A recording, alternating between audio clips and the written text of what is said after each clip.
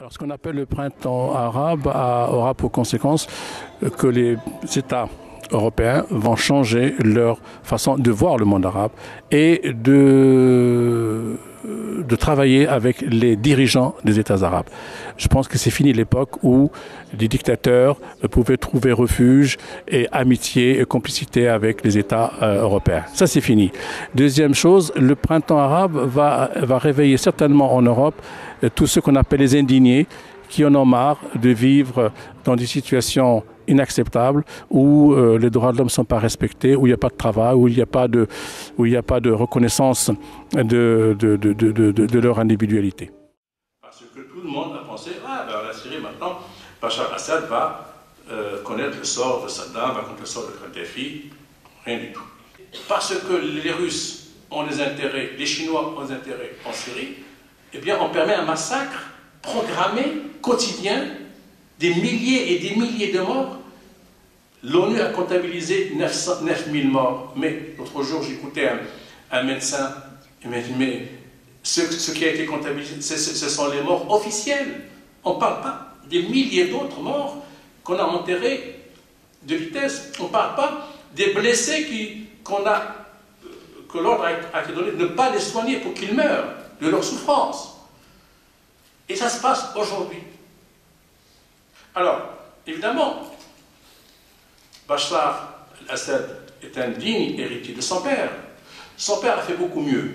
Lui, en 1982, tranquillement, il a appris que des opposants se réunissaient à Hama.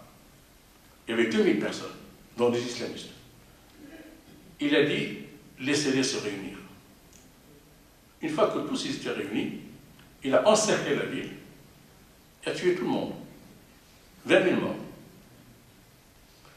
À l'époque, aucun journal n'a apporté l'information. C'est que 6 mois plus tard, que le Canard enchaîné, avec un témoignage qui est arrivé par des voies compliquées, on a appris ce qui s'était passé.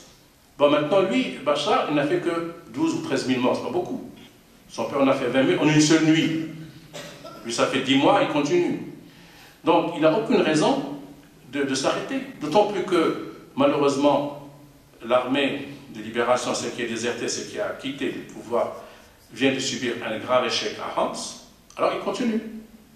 Et puis, ayant avec lui la Russie, la Chine, l'Iran, la Corée, la Corée elle est loin, mais enfin l'Iran quand même c'était prêt, parce que l'Iran, il finance le Hezbollah, le parti qui est installé au Liban. Donc, il est dans une position stratégique où il peut continuer à massacrer tranquillement. Bref, nous assistons à des massacres quotidiens et nous ne pouvons rien faire. Et puis, quand il voit que l'Amérique ou l'Europe s'agit, c'est très simple. Je tombe, je fous l'enfer dans toute la région. Il est capable de créer une situation infernale dans toute la région.